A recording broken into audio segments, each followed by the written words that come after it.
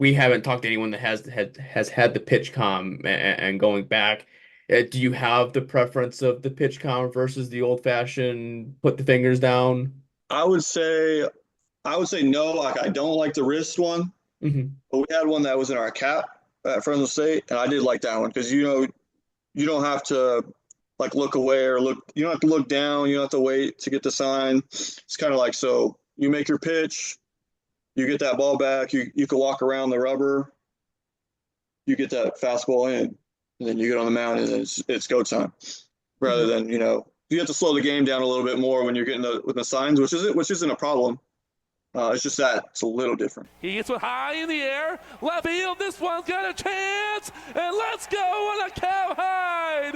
Joyride. Sound the horn. The RailCats clear the yard. Hello, RailCats fans, and welcome back to the RailCast Talk podcast. I'm Kyle Svetich, he's Chuck Polarek, and we're gonna have a player interview coming in after this episode, or after we get done doing this. So this is just a preliminary to that. But Thanksgiving's next week. Black Friday is the day after, and I have to work Black Friday because I work in retail, and it's gonna become my busy time of the year. So it's gonna be really interesting how that's gonna work out. But Chuck, with Thanksgiving, what's the one thing, well, actually the second thing that most people do on Thanksgiving other than eat turkey is give thanks. So we'll have our what we're thankful for. But before we get to that, Chuck, do you have Or do anything for the you better of the group? is that number two? Is it eat turkey and then be thankful? I thought it was eat turkey and shop. I thought that was number two. Well, that's on Black Friday. That's not on Thanksgiving. They're two Uh, different days. People were still shopping on Thanksgiving. That stopped this year? I don't know. I think COVID kind of hurt that because Uh, thankfully for COVID, where I work, they stopped having people work on Thanksgiving. that's So, that's nice. So that's you should be grateful for that. yeah. Uh, I always thought that I would be grateful for, well, one, you're eating the food, and then two, you get to watch somebody knock somebody else out chasing after a toy that's only worth $20. Um, so that I guess I'm disappointed now because don't get to see that on Thanksgiving. I don't think when I mentioned that what we're thankful for, I don't think RailCats fans were actually expecting us to Oh, talk about like oh, what we're actually thankful for as far as like in real life, or not real life, but saying like more of a less like what we're thankful for the RailCats. oh. So I Well, guess that's probably what they probably assume. I'm But I again, when you assume, you make a donkey out of you and me. sometimes So I'm gonna say I I was really grateful for the Roger interview. I thought that it went fantastic, very insightful. Thankful for the podcast and that we hit these new highs all the time. Thankful for the people, all three people that listen. Might be two and a half over the holidays. Who knows, right? So yeah, thankful for that.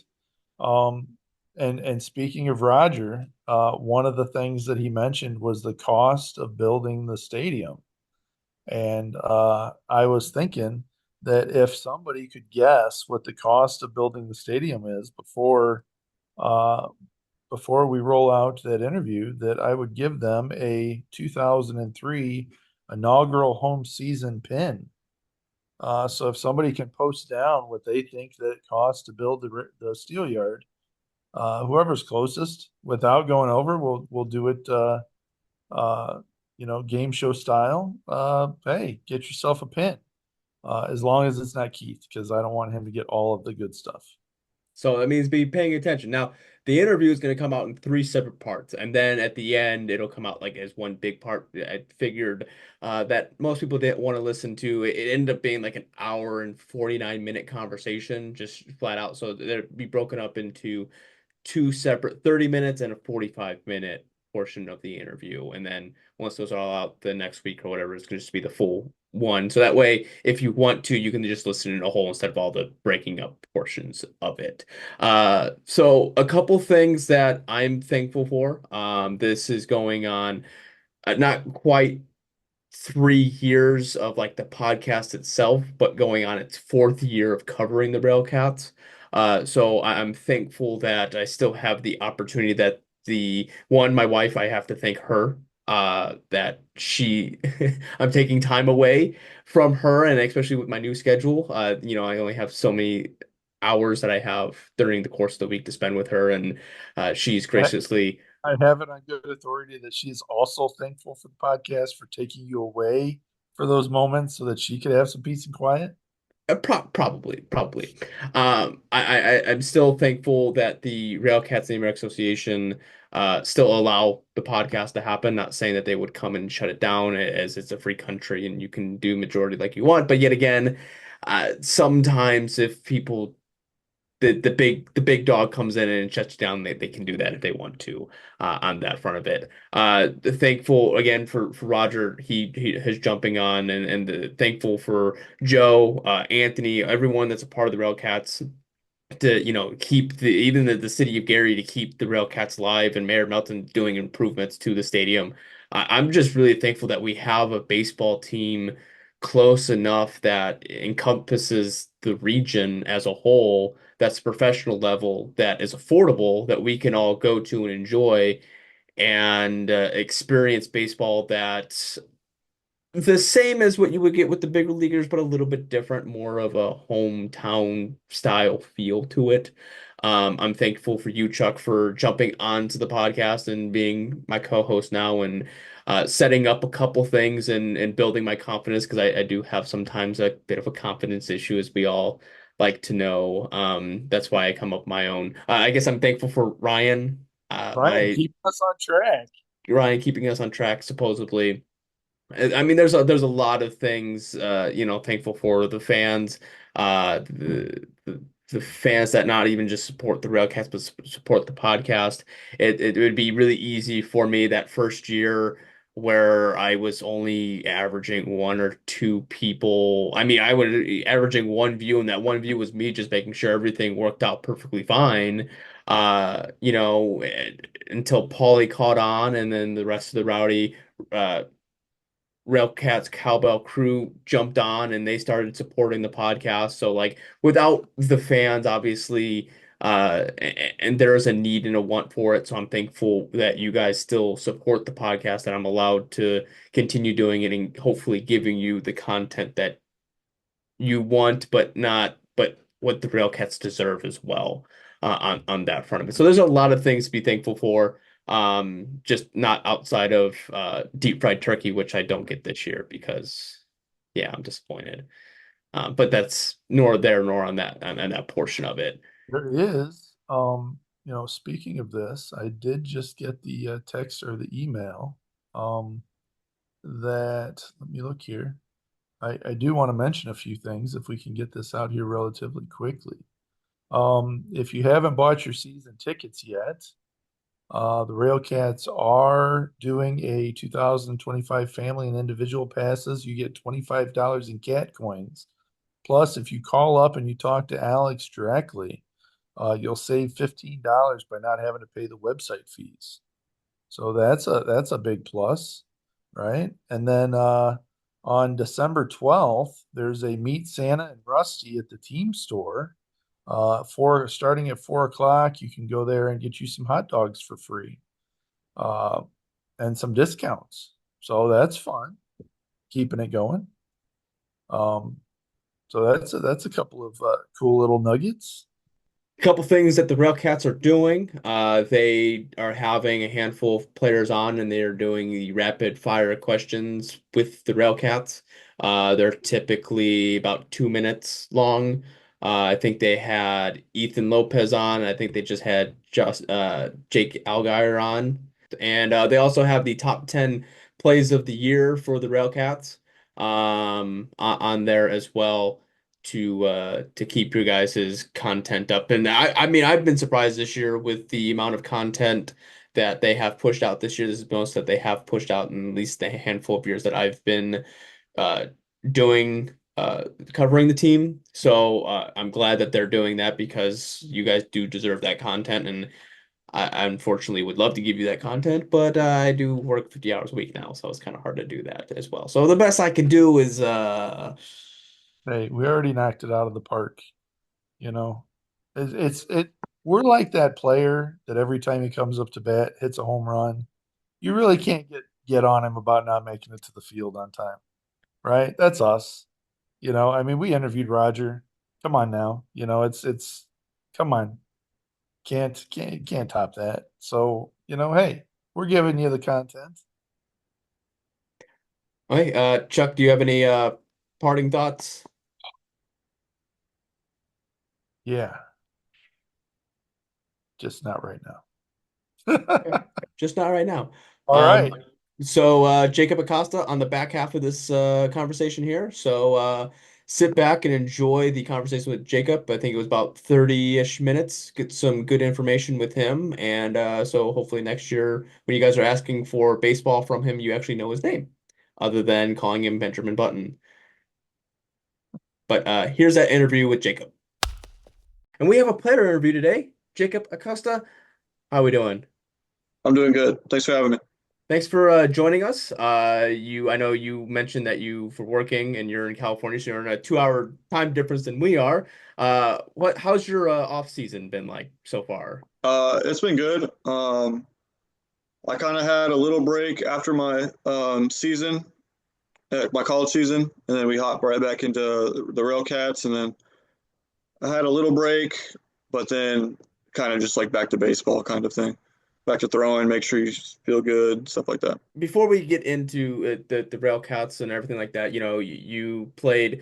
So you have 5 years in college. Was that because of COVID? Yeah, my freshman year, I was at Bakersfield, and we played, I think, maybe 3 weeks, and then COVID happened. We shut down the whole season, so we all got that year back. You went from Bakersfield to Fresno State. What was the jump between the two? So I was at Bakersfield my first 3 years, and so that's in the Big West. Yeah, so I joined my freshman year. We were supposed to play in the WAC, which is the Western Athletic Conference, and then we got COVID happened, and we made the big jump to the Big West. We played there for 2 years, and then I transferred over to Fresno State, which is in the Mountain West. What was your college experience like? What was something that you enjoyed from it, and what's something that you were like, I kind of care less about? So obviously, I enjoyed my teammates probably the most. For my time at Bakersfield, and then even my time at Fresno State, I was only Fresno State 2 years. So just being every day in the locker room with the guys, you kind of just grow close to each other.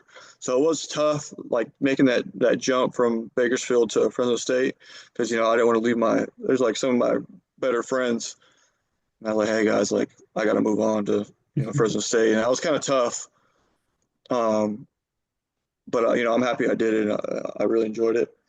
In terms of something I could care less about, honestly, I can't really think of anything that like negative really right now. No, that's not there are some people that are like full of like, yeah, this, and then like, oh, I hated that. So if you enjoyed your college experience, then hey, that's Yeah, nothing yeah, I wrong had a with good that time. one. So Yeah. that's a positive. There's a positive things there.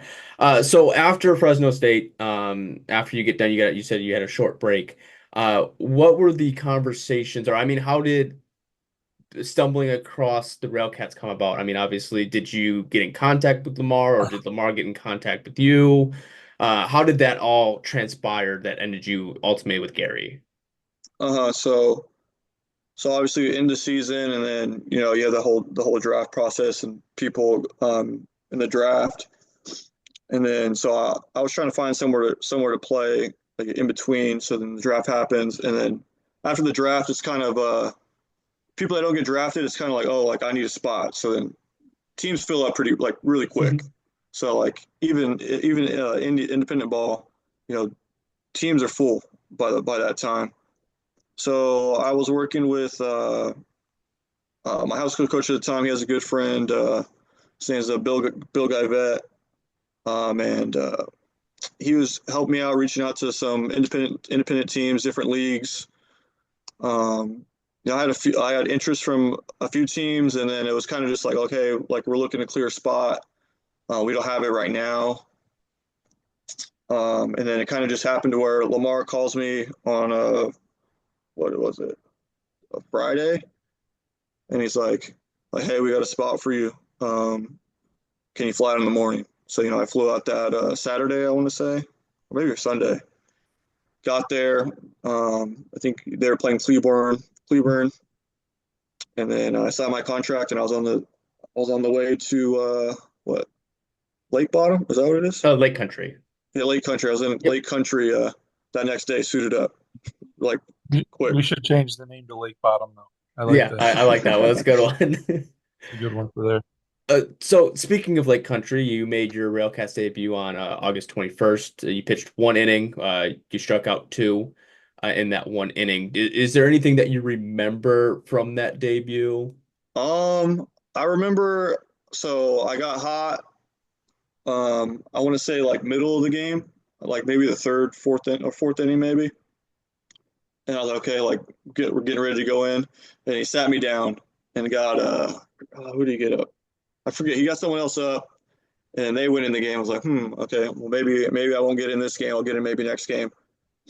I think he goes an inning, and then all right, Acosta's back up. So, it's kind of just like I was there. I was already there for 2 days. Kind of just waiting, for your opportunity, and then says get up, get down. So it's kind of just like a high low, but once you go in there, it's kind of just like you black out in a way, like you forget. So I mean, all I remember is just like the highs and lows of it, but it was fun. It was a good experience. Good way to get my feet wet in that situation. Yeah, the game was basically out of hand at that point. At that point, it was like 10-0. Nate Yeah. Alexander was in before you, and then you came in on top of that. Lamar likes to play the numbers game a lot with the pitchers, so a lot of times I probably expect a lot of pitchers get up to get warm, and then just something happens and they go down on that front of it. But obviously, you only played in 7 games, or you pitched in 8 innings, or just over 8, just under 9. Realistically, I mean, Lake Country was the easiest one out of, I'll put quotations around that, easiest out of the ones that you faced. But what was the competition like from college to American Association? I'd say there's for sure like a little bit of a change. I think it's a little helpful because like you go from I'm facing guys with metal Mhm. to wood, and like for me it kind of plays a little bit more in my favor because like I got like a sinker, I'm a sink guy. So if I bust a guy in college, he could flare one over short, he could flare one over there. His bat's gonna be fine. It's gonna go like a little bit of a way, but pro ball wise, and like Gary, you bust a guy inside, his bat's broken. That's not leaving the infield. But hitter wise, I mean, they're looking for their pitches. No matter where you're at, you can't get behind in counts. Otherwise, something's gonna hurt you. So I kind of just like, I wouldn't say there's like a huge jump, but it's just like making sure you do the small things right. I mean, wherever you're at. What got you into baseball? Well, I started t-ball when I was 3, and then I was 3-sport athlete all the way into high school. But we have a minor league team. It was high A, now it's low A. Up here in my backyard. So I live in Exeter, California. Visalia, California is the next town over, about 10 minutes.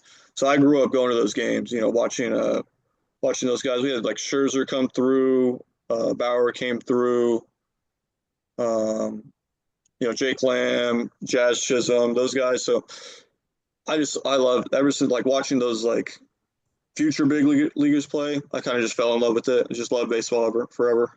What made you decide to pitch? I originally went to Bakersfield on a 2-way, and then when I got there, I couldn't backspin a baseball. I'm top spinning everything. So they're like, hey, probably gonna have to pick here. Which one? Like, we think you're probably gonna be a better pitcher than you are a hitter. We're not pushing you to do it, but if that's something you're comfortable with, then we think you should go full go with that. So he kind of gave me the option, but I was like, hey, like realistically, my future is going to be pitching. Let me focus on pitching solely and see where we go from there. So probably my freshman year of college. And what position did you play when you were out there on the field? I played shortstop. Yeah. Infield. Yeah, they tried to move me to the outfield, and uh, just that corner outfield spot when it with stuff slicing on you, it wasn't for me. Yeah, Yeah, those aren't the easiest balls to read sometimes. No, they're not. No, they're not. Oh, When you got to the steel yard, right, and you're making your pro debut in Lake Country, uh, before you get out there, you got anything crazy running through your mind? Any doubts, any worries, anything like that? Or are you just like, hey, this is just another day of baseball? yeah, no, really no doubts. I know a lot of guys we're in the bullpen all the time, but I was like, hey, like just treat it like it's any other game. I'm like like I'm coming off of I'm still in like um what's it game mode, mhm. obviously from even though I had a little gap for college, I was still well, in that zone. It wasn't like I was off for a while and then trying to turn it on. But yeah, no, never any doubt, especially as a reliever. You don't have the luxury of being like, oh, like what if something doesn't go right here? It's like you're coming in to fix that stuff. You're Yep. not you shouldn't be thinking like, oh, like what if I come in and this doesn't go right? Like you're usually coming in a situation where your job is to take care of that. When you get up there on the mound, I know that there's different mentalities or different ways people look at their pitching. When you're pitching to a batter, are you looking at the batter and trying to figure out what you can throw at him that uh, he isn't going to hit? Or are you not paying attention to the batter and you're going up there saying, this is my best stuff, this is what I'm coming? I mean, it's a little bit of both. It depends on your hitter, I'd say. Um, I mean, there's certain guys you learn whether you watch film on them or you face them enough. You're like, like where you got to like some guys have zones, you like don't throw it there. Or some guys are hitting the breaking ball pretty well in that month. So you just kind of just like playing. It's like playing the game. Like it's a little bit of push and pull, and at the same time, it's like I got to trust what my catcher's seeing. I know G and I know he likes to call his game and make sure like he's got whatever he sees. I'm kind of going to trust. He's been around the block, so that's kind of what it is. It's like if I really want to throw something in a certain count, then I'll shake to it. But it's kind of just like trusting and just reading swings. Whether it's game to game or at bat to at bat. Do you think does the game change any between the college level and the professional level when it comes to those catchers and their knowledge? I would say so, yeah, for sure. Because college, a lot of the times now, we're on pitch comm, so we got our pitching coach telling the catcher, what they're putting down. At Fresno State, though, our pitching coach spent so much time, going over so much game film. It's kind of like he's putting it down, like you're trusting that 100% because he's seen, we watch film, but not even close to enough what his name's Buck, what Buck's watched. And so, catchers kind of just like going along with what the pitch comm is, what they're saying, but professional wise, that it's that catcher's job. They understand it, and it's something they've learned to do. That brings up an interesting point about the pitch com.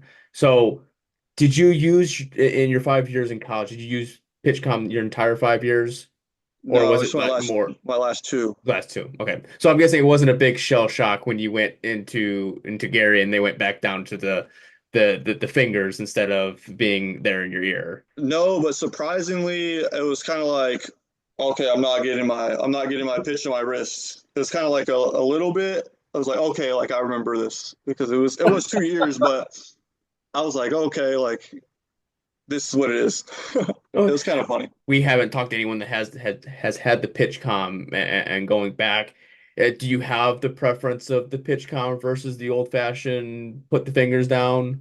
I would say no. Like I don't like the wrist one, but we had one that was in our cap at Fresno State, and I did like that one because you don't have to like look away or look. You don't have to look down. You don't have to wait to get the sign. It's kind of like so you make your pitch.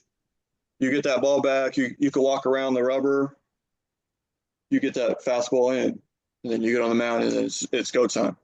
Rather than, you have to slow the game down a little bit more when you're getting with the signs, which isn't a problem. It's just that it's a little different. Did you have to deal with the pitch clock in college? Okay. Yeah.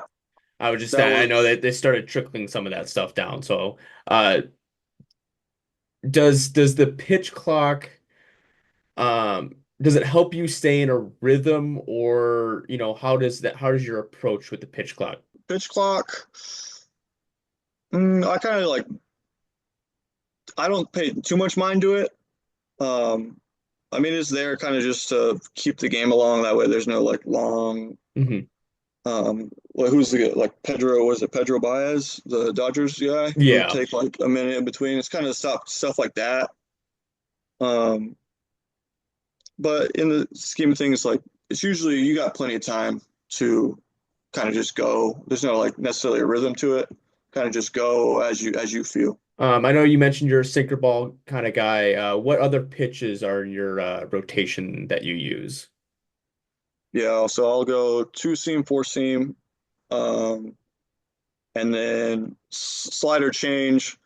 I did have a curveball in college, but when I went to Gary, it was kind of just like I was only there for 14 games, and I didn't necessarily have amazing feel with the curveball. And I didn't want to go in there with a like mediocre pitch. So coming into next season, I'll probably have the curveball down more. So, but for the most part, it's sinker, change, slider, and then curveball. What'd you think of the professional ball player lifestyle that you get going to Gary, traveling around, hanging out with the guys? I'm sure you probably had a host family when you were in town, or stayed at the apartments or whatever. What'd Mhm. you think of that? It was nice not to have to in that back of your mind. You're like, oh, like I got some schoolwork to do. I got to make sure I'm free from this period to this period for class. So that part of it's really nice. You just focus on baseball. Because it is your job now, which is nice to like know and like to know in the back of your head. I was only in Gary for I think 4 days Hmm. because I was there, spent the night, and then we were on the road for what 10 games, something like Yeah, that that. was the back half where they went to Milwaukee, then Winnipeg, and Yeah, then came back. yeah, but yeah, not having to worry about being somewhere else, just focusing on, hey, I'm here, I'm playing baseball. All I need to do is uh, play catch every day and lift weights. So that was nice. It's kind of relief. So, kind of bringing a little bit to the 2025 season. I know it's almost Thanksgiving, but it's going to be right around the corner. Thankfully, we're tired of not having baseball. Uh, but when did the talks with Lamar to come back to Gary? When did those start? So at the end of last season, we were saying our goodbyes to everyone, and Lamar was kind of asking me what I had plans for, my future and stuff like that. And he was like, he didn't say like 100%. He's like, you're coming back, but he was kind of like hinting at, like, if you still want to play, like, we'll stay in touch and stuff like that. So uh, that was cool. I mean, Lamar's a great dude. So if anything, you just got to talk to him. He's a good dude. So within, I think I was off for maybe a month and a half before, he sent me that email and reached out saying, hey,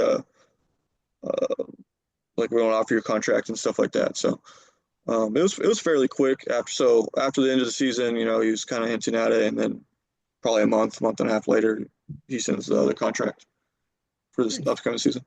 That's Yeah. gonna be pretty exciting for you, right? Yeah, it's nice. It's nice not having to, scramble last minute Mhm. to have, sort of a plan of action and stuff like that. So I'm happy to have it done early and definitely not later, where you're having multiple teams be like, hey, maybe you'll come in the Midwest, maybe you'll come to the East Coast, maybe you'll come to California. Knowing, where you're going to go is pretty nice. Amongst those talks, it could be at the end of the year or when he gave you offered you the contract. I know you have some time as a starter, but most of the time as a reliever.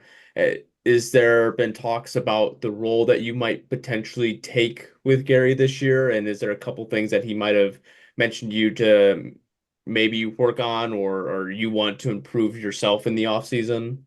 In terms of like roles, he didn't tell me, we're going to look at you as a starter. We're going to look at your reliever. I think it's kind of just one of those things, come into camp, show us what you got, show us, you're meant to be you're supposed to be here and stuff like that. Show us what you've worked on.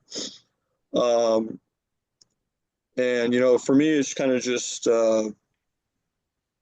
making sure, I have, complete control of everything. Make sure I have good feel for my pitches and getting to where I'm in throwing shape where if I need to throw 50 pitches, if I need to throw 70 pitches in a game, I can. Or if I'm only in there for an inning, be able to handle your business in that sense. In the off season, there's a lot of pitchers that they take the winter off. Mm-hmm. And you also have a lot of pitchers that go to play winter ball where they're pitching some more, and then they have a small break, and then they're coming in and pitching somewhere else for a couple of months, and then they're back to, playing in the American Association or what have you. When you're in your off season now and going from school and stuff, I think even with colleges, you had summer teams that you could play for and stuff like Yeah. that. Do you appreciate having the break, or are you the type of guy that just wants to, hey, throw me out there and let me keep pitching? So it's kind of one of those things like if you stop throwing, it's kind of, I'm never a guy where like I need to completely shut down throwing for a month or 2 months because it's kind of a little harder when you start to tick up again. It's like takes a little longer. You gotta like throw through some things and figure stuff out like that, rather than if you just take like a week, 2 weeks, or just dial down your volume and intensity. That way you still have the feel that you want. Picking up a baseball, you still have your arm path, you still have things like that. So obviously like takes them a little bit of time off like slope in that sense. But I mean I'm starting to get back off slope just to have that feel, so that way when it's time to go, you're not figuring out, okay, my release point's here. Maybe I'm a little too arm side here. And just controlling, your intensity and your volume to where you're not overthrowing, you're not underthrowing, kind of something like that in the off season. Do you have any goals that you're wanting to set for yourself in 2025, or are you just gonna go out there and just pitch to pitch and not worry about any outside noise like looking to get picked up by affiliate ball or whatever the case may be? Is there any goals that you have for that, or you just there to pitch? Well, of course there's that, but it's like you have to take care of business. Like you can't go into anywhere thinking, hey, if I do this, then I'm gonna get this reward kind of thing. It's kind of just like go in every day, handle your business, and if you're good enough, if you've done things the right way, better things are to come. So that's kind of like the way I approach things. I don't really get too caught up in like reaching and overstriding for things, and I also don't get like, oh, I can't believe this. I also don't get like super negative. And it's something that I've learned over the years, especially as as a pitcher. You just got to stay neutral. Keep your neutral thinking, control the things you can control, and it's every day you go out there, it's a new day. It's something that you need to take care of and handle your business. When you're out, speaking of that, when you're out there on the mound and you're just having one of those crap days, how do you mentally be able to reel that back and kind of get back in control? Yeah, everyone has those days. I think it's just trying your best to control your breathing, Usually when things get out of hand, people start to like kind of go. So it's, take that deep breath, find your release, whatever that is, if it's kicking dirt, if it's, pounding your glove, finding your focal point on the foul pole or stuff like that. It's just, trying your best to, flush, all that, negative thinking or, negative events, and try your best to get to that next pitch, tell someone, if things aren't going right, you need them to pick you up. You know what I mean? Like, you get that, I'm gonna get a ground ball here. I need you to pick me up here. Something like that. Chuck, do you have any more questions before I start asking a Oh, little bit more questions? But then the final one oh, that always gets everyone all the time. I don't know oh, why. hey, I appreciate you being on here with us. And, the end of the last year was kind of a rough year, but I'm hoping having you on the team at the beginning lifts us up a little bit here and we get on the right path. So thank you. Yeah. Looking So, forward to it. so two questions. One question is, who was your role model in baseball? Well, Tim Lincecum for sure. Yeah. Okay. Okay. Well, then I will ask the final question. What is a fun fact about yourself? Fun fact. Um, Fun fact about myself. It doesn't get everyone, doesn't It does. it? I think I don't know if it's like really a fact about myself, but something really cool is I was at the game where Madison Bumgarner hit a grand slam, and then Oh, Buster Posey also hit a grand slam. So it might not be might be cheating a little bit, but that's something pretty cool, to I mean, experience something like that. in my eyes, that's a fun fact because you were there in the stadium when it happens, and Yeah, not a that's lot of people get that opportunity, and that's a big one, especially when a pitcher and a catcher both hit a grand slam in the same game. More or less yeah. the pitcher than the catcher, but still, that's uh that's exciting. Thank you again, Jacob, for joining us, spending some time out of your day to hop on to the podcast, and for hopefully RailCats fans to get to know you a little bit better and don't have that awkward feeling of just saying out your number or giving someone a random name like Benjamin Button to call out to personal inside joke between Chuck and I on that portion of it. But we know that you will put in the hard work. You have past 5 years in college put in the hard work to get yourself to where you're at now. We just hope to see you succeed on the mound, if that's with Gary, and if it's only for 2 weeks, and next thing you know, you're an affiliate ball. That's awesome. That's what we strive for. So we're excited to watch you another year in the maroon and green, if it's all year, if it's some of the year. But we really do look forward for the 2025 season to see you on the mound. So we appreciate your time and your efforts, and can't wait to see you on the mound. All right, I appreciate you guys having me on. It's nice meeting you guys. You guys go to the games? I'm assuming. Yep. Yeah. Okay, Every once well, Everyone, well, my schedule kind of changed this year, but Chuck, he will be there razzing everyone. No worries. We're normally on the first base side right there, so okay, okay. we'll definitely be around, and the more that we get familiar with everyone, it's easier to have those kind of conversations. So maybe I'll trickle out to the bullpen once in a while and say hi. Yeah, okay. Yeah, look forward to seeing you guys in person.